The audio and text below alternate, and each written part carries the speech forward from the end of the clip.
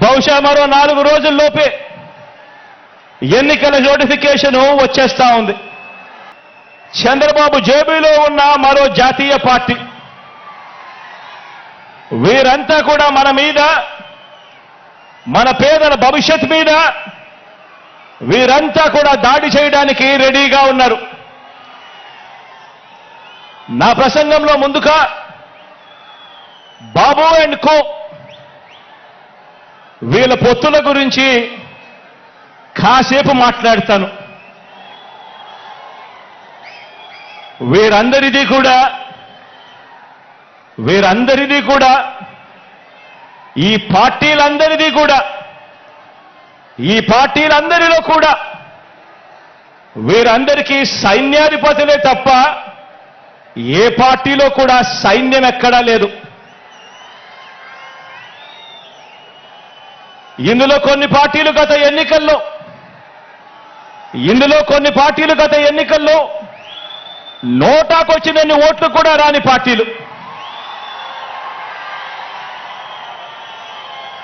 తమ స్వార్థం కోసం రాష్ట్రాన్ని అన్యాయంగా విడగొట్టిన పార్టీలు, రాష్ట్ర ద్రోహుల పార్టీలు, మరికొందరు ప్రజల చేతుల్లో చిత్తుగా ఓడిపోయిన పార్టీలు, ఓడిపోయిన వ్యక్తులు.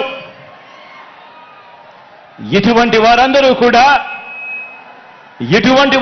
కూడా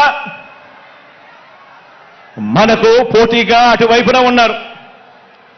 మనం 5 కోట్ల ప్రజల అండదండలతో ఇంటింటికి మంచి చేసి మనం ఈరోజు సిద్ధమని అంటా ఉంటే, వారి వెనుక ప్రజలు లేరు కాబట్టి, చేసిన మంచి చెప్పుకునే పరిస్థితి లేదు కాబట్టి, 6 డజన్ పార్టీలతో, 6 డజన్ ఎల్లో మీడియా సంస్థలతో, పొత్తులతోనూ, ఎత్తులతోనూ, జిత్తులతోనూ ఎక్కే గుమ్మం దిగే గుమ్మంగా వారు రాజకీయం నడుపుతా ఉన్నారు. ఒకప్పుడు ఇదే చంద్రబాబు నాయుడు గారి నోట్లో నుంచి మాటలు వచ్చేటివి,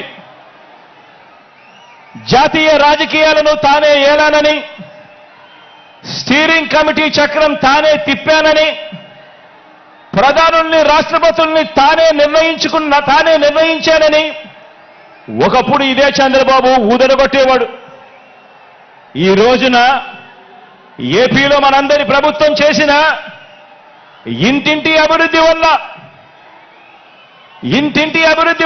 ఇంటింటికి చేసిన మంచి వల్ల మనకున్న ప్రజాబలం ముందు నిలబడలేక, మనతో నేరుగా తలబడలేక, ఏపీలో తన సైకిల్ చక్రం తిరగటం లేదని ఢిల్లీకి వెళ్లి దత్తపుత్రుడితో కలిసి పడిగాపులు కాసి ఢిల్లీలో మోకరిల్లుతా ఉన్న పరిస్థితులు ఈరోజు చంద్రబాబు నాయుడు గారి పరిస్థితి.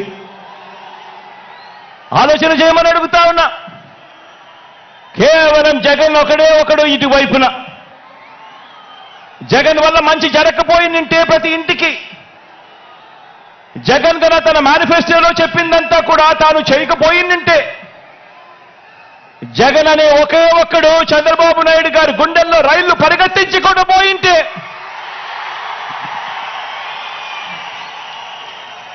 చంద్రబాబు నాయుడు గారు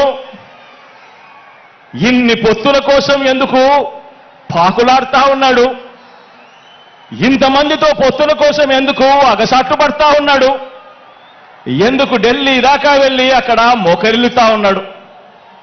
దీనికి కారణం చిత్తశుద్ధితో, నిజాయితీతో మనం చేసిన మంచి, అన్ని వర్గాల మీద మనం చూపించిన కమిట్మెంట్, ఇంటింటికి మనం చేసిన అభివృద్ధి.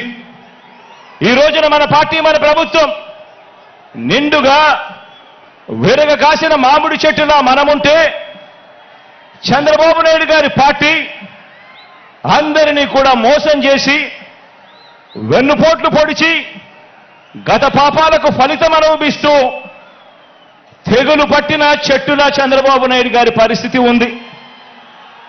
మన ఎమ్మెల్యేలంతా, మన నాయకులంతా ప్రతి నియోజకవర్గంలోనూ గడప గడపకు ప్రజల వద్దకు వెళ్ళి చేసిన మంచిని చెబుతూ, ప్రతి ఎమ్మెల్యే అభ్యర్థి కూడా తిరుగుతూ ఉంటే చంద్రబాబు మాత్రం రామోజీ గడప, ఆంధ్రజ్యోతి రాధాకృష్ణ గడప, TV5 గడప, ఢిల్లీలో ఇతర పార్టీల గడపను, ఇలా ఓ 6 డజన్ గడపను 5 ఏళ్లుగా తన మనుషులను పంపి తాను తిరుగుతా ఉన్నాడు. ఆలోచన చేయమని అడుగుతా ఉన్నా. ఇది కనిపిస్తా ఉన్న చంద్రబాబు నాయుడు గారి మార్క్ రాజకీయం. మరి మీ జగన్ మార్క్ రాజకీయం, మరి మీ అన్న మార్క్ రాజకీయం.